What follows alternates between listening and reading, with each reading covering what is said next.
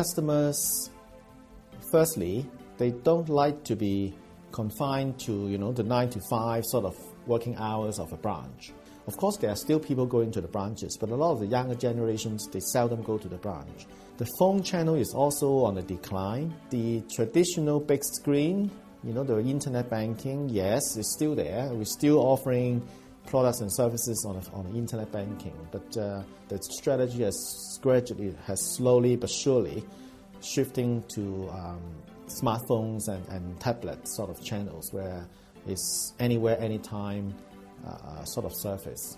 So yes, multi-channel is still important.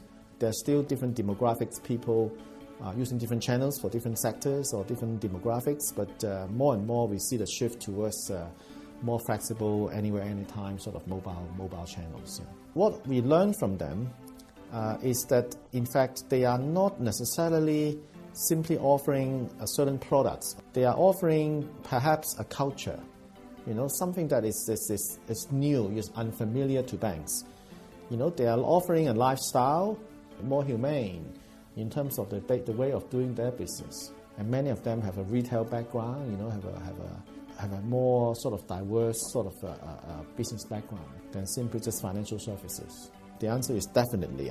Banks will have to embrace the social services, the social platforms. The only constraints we have, as we all know, is regulations. How much can we provide true financial services like lending on a social platform? Now, of course, this world is far from perfect.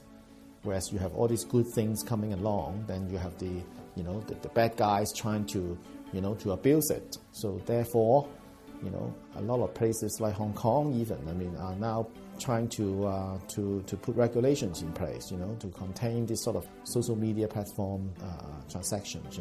To me, this is unfortunate, but I'm afraid it is inevitable, because there are always some bad guys trying to abuse the convenience or the new things like this. You have to be innovative, and that's common sense now.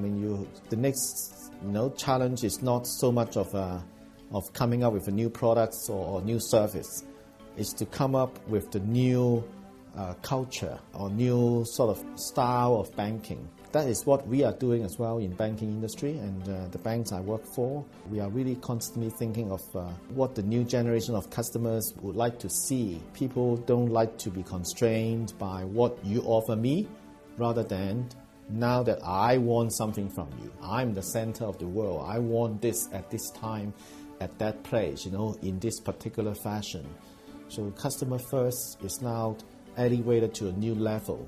It's not just a lip service that I know what you want, I give it to you. No, you tell me what you want, and then I let you do it yourself. The other thing is we have to get used to the new phenomenon like the sharing economy or whatever, that allows the customers themselves to define what they can put together. And in this transformation, what banks can do as a middleman, banking services by nature is an intermediary service. Currently, there are platforms like the P2P lending platforms.